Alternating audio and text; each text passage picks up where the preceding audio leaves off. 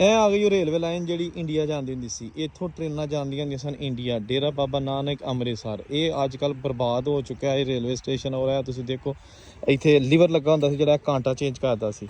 ਤੇ ਇੱਕ ਟ੍ਰੇਨ ਇੱਧਰ ਨੂੰ ਚਲੀ ਜਾਂਦੀ ਹੁੰਦੀ ਸੀ ਸ਼ਾਕਰਗੜ੍ਹ ਚੱਕ ਕਮਰੂ, ਦੂਜੀ ਜਿਹੜੀ ਹੈ ਨਾ ਉਹ ਡੇਰਾ ਬਾਬਾ ਨਾਨਕ। ਇਹ ਹੁਣ ਸਭ ਕੁਝ ਇੱਥੇ ਮੌਜੂਦ ਹੈ। ਇੱਥੇ ਕੁਝ ਲਿਖਿਆ ਵੀ ਹੈਗਾ ਏ, ਠੀਕ ਹੈ ਨਾ। ਲੇਕਿਨ ਇਹ ਜਨਾਬ ਲੇਬੋਰਨ ਐਂਡ ਮਾਰਸ਼, ਇਹ ਜਿਹੜੀ ਕੰਪਨੀ ਯੂਕੇ ਦੀਆਂ ਜਿਨ੍ਹਾਂ ਨੇ ਬਣਾਈਆਂ ਨੇ, ਇਹ ਉਹਨਾਂ ਦਾ ਜਨਾਬ ਨਿਜ਼ਾਮ ਤੁਹਾਨੂੰ ਖਾ ਰਿਹਾ। ਹੁਣ ਇੱਥੇ ਡੰਗਰ ਭੱਜੇ ਨੇ, ਹਰ ਚੀਜ਼ ਖਤਮ ਹੋ ਚੁੱਕੀ ਹੈ ਦੋਸਤੋ। ਹਮੇਸ਼ਾ ਦੀ ਤਰ੍ਹਾਂ ਮੈਂ ਨਾ ਹੁੰਦਾ ਕਿ ਰਹਿ ਜਾਣਾ ਰੱਬ ਦਾ ਨਾਂ। ਇਹ ਦੇਖੋ ਨਾ ਇੰਡੀਆ ਵਾਲੀਆਂ ਲਾਈਨਾਂ ਜਿੱਥੋਂ ਦੀ ਬਜ਼ੁਰਗਾਂ ਨੇ ਸਫ਼ਰ ਕੀਤਾ 1947 ਵਾਲੇ। ਐਸੇ ਜਗ੍ਹਾ ਤੋਂ ਹੀ ਜਿਹੜਾ ਨਾ ਉਹ ਬਜ਼ੁਰਗ ਕਹਿੰਦੇ ਨੇ ਕਿ ਡਰਾਈਵਰ ਜਿਹੜੇ ਨੇ ਉਹ ਅੱਗੇ ਨਹੀਂ ਸਮਝਾਉਂਦੇ ਹੁੰਦੇ, ਕਹਿੰਦੇ ਹੁੰਦੇ ਸਾਨੂੰ ਕੋਈ ਮਾਰ ਦੇਗਾ ਅਤੇ ਅਸੀਂ ਅੱਗੇ ਨਹੀਂ ਜਾਣਾ। ਫਿਰ ਉਹ ਇੱਥੋਂ ਹੀ ਜਨਾਬ ਟ੍ਰੇਨ ਰੋਕ ਕੇ ਅਤੇ ਵਾਪਸ ਨਾਰੋਵਾਲ ਨੂੰ ਲੈ ਜਾਂਦੇ ਹੁੰਦੇ ਸਨ। ਲੇਕਿਨ ਇਹ ਹੁਣ ਤੁਸੀਂ ਦੇਖ ਸਕਦੇ ਹੋ ਪਿੰਡ ਅਲੀਆਬਾਦ ਹੈ ਅਤੇ ਇਹ ਨਾਲ ਪਿੰਡ ਸਟੇਸ਼ਨ ਜੱਸੜ ਹੈ। ਅਤੇ ਇਹ ਜਨਾਬ ਤੁਸੀਂ ਦੇਖ ਲਓ ਸਾਰਾ ਕੁਝ ਜਿਹੜਾ ਨਾ ਉਹ ਆਹਿਸਤਾ ਆਹਿਸਤਾ ਤਬਾਹ ਹੋ ਰਿਹਾ। ਟਰੈਕ ਵੀ ਤਬਾਹ ਹੋ ਰਹੇ ਨੇ।